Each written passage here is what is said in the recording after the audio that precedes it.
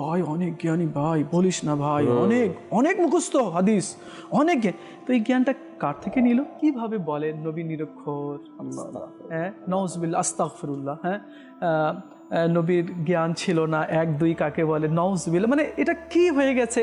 আর আমরা কার ব্যাপারে বলছি, হ্যাঁ, কি আমি তার যখন আমি কলমা পড়লাম তো তার আমি উম্মতি হয়ে গেলাম, তাই না? আমি আল্লাহ রাব্বুল আলামিনের রহমতের দিকে আমি অগ্রসর হয়ে গেলাম, আমি আল্লাহ পাকের পরিচয় লাভ করতে পারলাম, তাই না?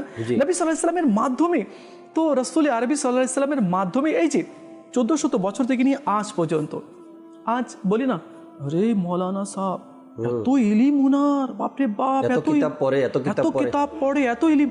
আচ্ছা, ওই যে বলি না, এত ভাই অনেক জ্ঞানী ভাই, বলিস না ভাই, অনেক অনেক মুখস্থ হাদিস, অনেক জ্ঞান। তো এই জ্ঞানটা কার থেকে নিল? আল্লাহ আল্লাহ আল্লাহ, কার থেকে নিল? কার হাদিস পড়ে জ্ঞান নিল?